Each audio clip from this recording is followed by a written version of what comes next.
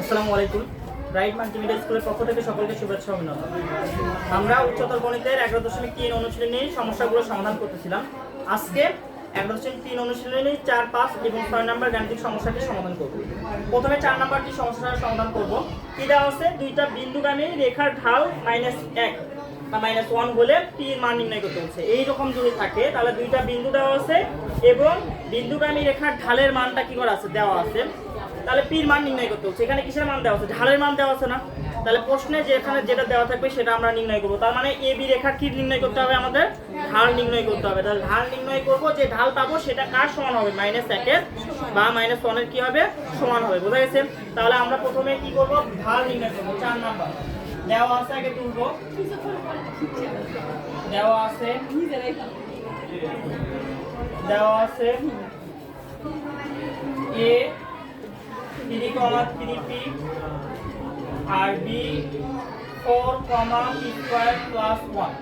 তাহলে প্রথমে আমাদেরকে কি নির্ণয় করতে হবে? যেহেতু ঢালের মান দেওয়া আছে সেহেতু আমাদেরকে কি নির্ণয় করতে হবে? ঢাল নির্ণয় করতে হবে। তাহলে ঢাল, অতএব ab রেখার ঢাল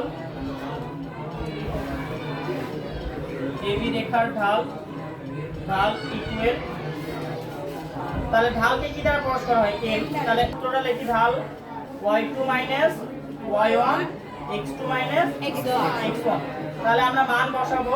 এখানে y2 এর মান কত? y2 এর মান p² + 1। তাহলে p² + কি? 1 - 3p ডিভাইডেড আমাদের হচ্ছে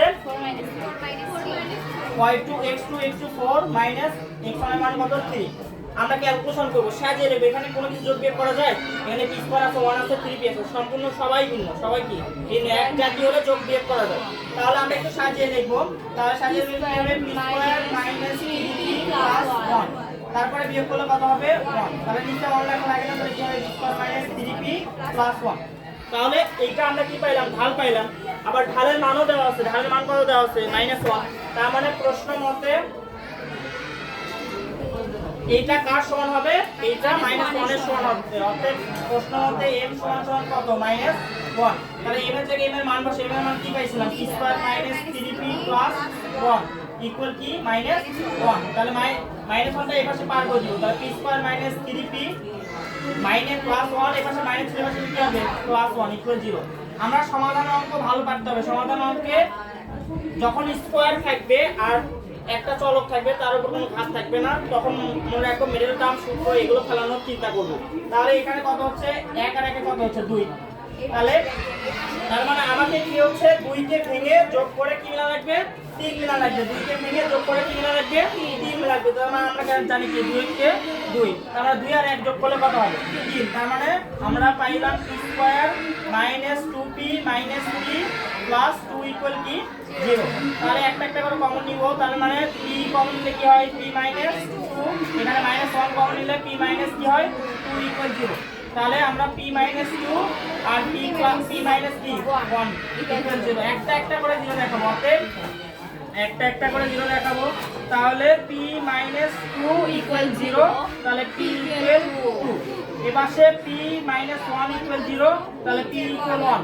তার মানে এগুলো কিন্তু নিচে লাইন, আমার জায়গা নাই, ওই জন্য ওখানে করলাম। তাহলে আমাদের হচ্ছে p এর মান কত বের হলো? 1 অথবা 2। তার p এর সম্ভাব্য মান। তাহলে নির্ণয়, তাহলে কিসের মান নির্ণয় করতে হচ্ছে? p এর মান নির্ণয় করতে হচ্ছে। তাহলে নির্ণয় মান p ইকুয়াল কত পাইলাম? একটা 1 পাইলাম আর একটা কি পাইলাম? 2 পাইলাম। বোঝা গেছে? যদি আমার ঢালের মান দেওয়া থাকে, ঢাল নির্ণয় করব। কি নির্ণয় করব? ঢাল নির্ণয় করব। তাহলে ঢাল নির্ণয় করার পর প্রশ্ন মতে ওই ঢাল ওই মানের সমান হবে। কিসের সমান হবে? ওই মানের সমান। মনে রাখবে এটা। আচ্ছা, এবার আমরা 5 নাম্বারটা করব। 5 নাম্বারটা কি বলছে দেখো। প্রমাণ করো যে 3টা বিন্দু দেওয়া আছে। 3টা বিন্দু দেওয়া আছে আর বলছে 3টা বিন্দু সমরেখ হলে। কি রেখা হলে?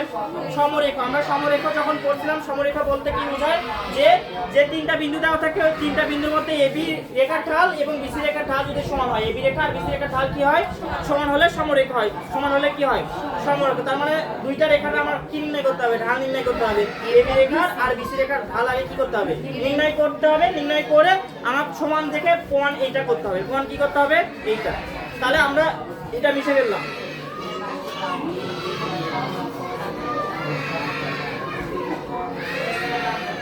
তাহলে 5 নাম্বার দেওয়া আছে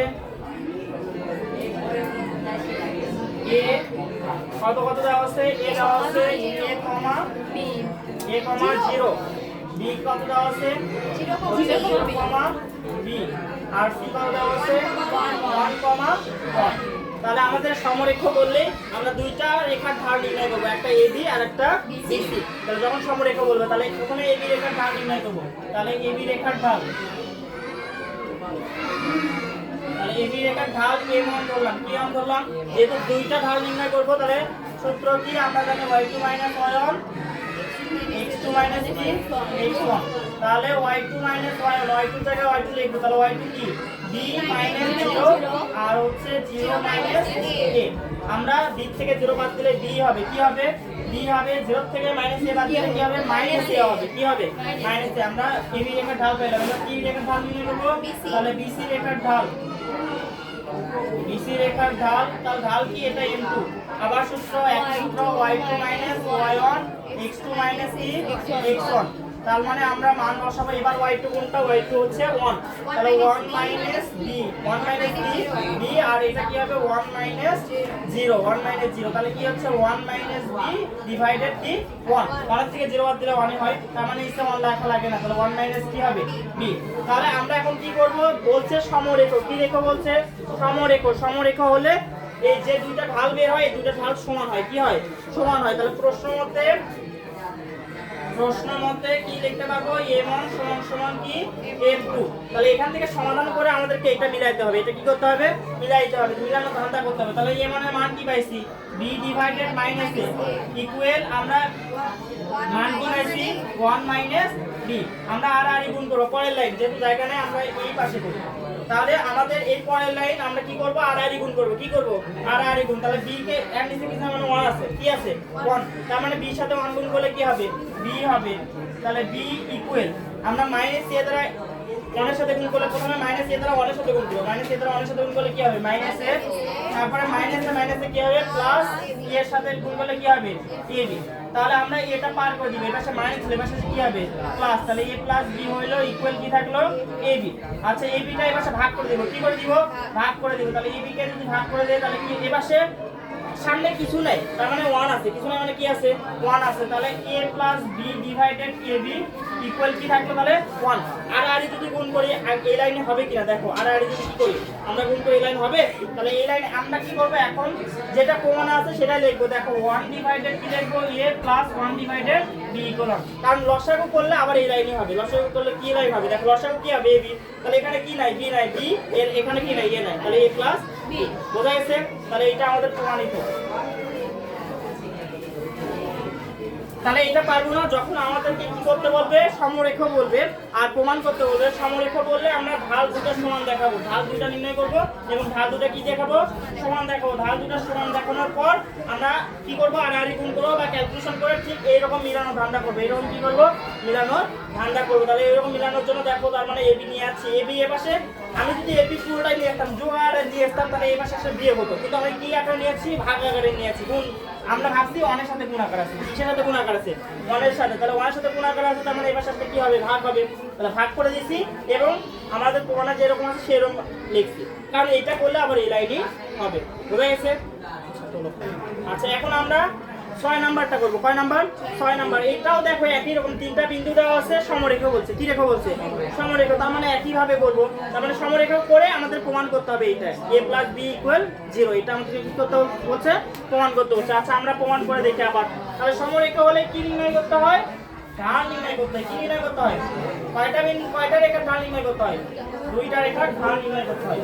তাহলে আমরা 6 নাম্বার যেগুলো দেওয়া আছে সেগুলো তুলবো।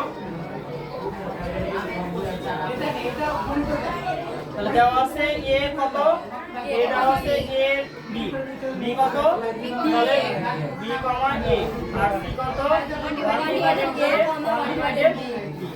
আমরা প্রথমে কিসের রেখা ঢাল নির্ণয় করব, ab রেখার ঢাল। তাহলে ab রেখার ঢাল তাহলে কি m ইকুয়াল সূত্র কি y2 - y1 x2 - x1। তাহলে এখানে y2 কোনটা, তাহলে a - b, তাহলে a - b b - c a, এটাকে ক্যালকুলেশন করা যায়, যোগ বিয়োগ করা যায় না, তাহলে এরকমই রাখবো।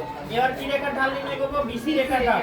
তাহলে bc রেখার ঢাল এটা যে m1 দিলাম এটাকে m2 দেই, এটাকে কি দেই m2। সূত্র কি y2 y1 x2 x1। তাহলে আমরা হচ্ছে মান বসাই এখন y2 মান কত, এবার b bc হচ্ছে, তাহলে c এটা y2 এটা y1, তাহলে 1 ডিভাইডেড b মাইনাস a, আর এটা কি 1 ডিভাইডেড a মাইনাস b। আমরা ভগ্নাংশের যোগ দিয়ে তাহলে লসাগু করব, এই ভাগগুলো আগে দিব, তাহলে ভগ্নাংশের যোগ দিয়ে লসাগু কি আসলে কি হবে b, তাহলে 1 মাইনাস কি হচ্ছে a, আর এখানেও লসাগু, এখানেও কি লসাগু, তাহলে 1 মাইনাস a b। এই ভাগকে গুণ বানাবো, ভাগকে কি বানাবো, তাহলে গুণ যদি বানাই তাহলে ভগ্নাংশ হবে 1 minus a b divided b গুণ এটা উপরে থাকবে a divided 1 minus a b। আমরা যখন একাধিক ভাগ চিহ্ন থাকবে তখন আমরা ভাগকে কি করে দিব, উল্টে দেব। তাহলে এটা দেখতে কি এক কাটা, তাহলে কি থাকলো a ডিভাইডেড b। এখন আমাদেরকে কি করতে হচ্ছে, সমরেখ, এখানেও কি বলছে সমরেখ বলছে, কি বলছে সমরেখ হলেই মনে রাখবো এই দুটো ঢাল কি হবে সমান হবে, দুটো ঢাল কি হবে সমান হবে। প্রশ্ন মতে m1 সমান সমান কি m2, তাহলে m1 এর জায়গায় m1 এর মান বসাবো। m1 এর মান কি পাইছিলাম, m1 এর মান পাইছিলাম a minus b b minus a equal এটা মান কি পাইছিলাম a ডিভাইডেড কি b। আমরা আর গুণ করব, কি করব আর গুণ করব, তাহলে এটার সাথে এটা গুণ, এটার সাথে, তাহলে এটার সাথে গুণ করলে কি হবে ab minus b square, ab minus কি b স্কয়ার ইকুয়াল এই পাশে গুণ করলে কি হবে ab মাইনাস কি স্কয়ার। আমরা কি করব হচ্ছে সবগুলো এক পাশে পার করে নিব, তাহলে ab minus b square minus ab plus a square equal কি 0। তাহলে আমরা এখন কি করব, এই ab ab কি হয়ে যাচ্ছে কাটা যাচ্ছে, তাহলে কি a স্কয়ার মাইনাস কি হচ্ছে b square, a square minus b square equal 0। এখানে সূত্র ফেলবো a square minus b square সূত্র কি, তাহলে আমরা সূত্র ফেলবো a plus b into a minus b equal কি 0। আমরা একটা একটা করে 0 দেখাবো, a প্লাস b ইকুয়াল কি 0, আবার a মাইনাস b ইকুয়াল কি 0। এটা কি নয়, যেহেতু এটা প্রমাণ করতে হচ্ছে, এটা কি করতে হচ্ছে, তাহলে এটা আমাদের প্রমাণিত, তাহলে এটা কি নয় গ্রহণযোগ্য। তাহলে আমরা হ্যাঁ ওই পাশে পার করে দিলেও 0 হবে, তারপরে আমরা একটা একটা করে 0 দেখাবো, সমস্যা নেই। তাহলে এটা গ্রহণযোগ্য, আমাদের এটা প্রমাণ করতে হচ্ছে, তাই না? তার মানে a প্লাস b এটা আমাদের গ্রহণযোগ্য, এটা কি প্রমাণিত, বোঝা গেছে?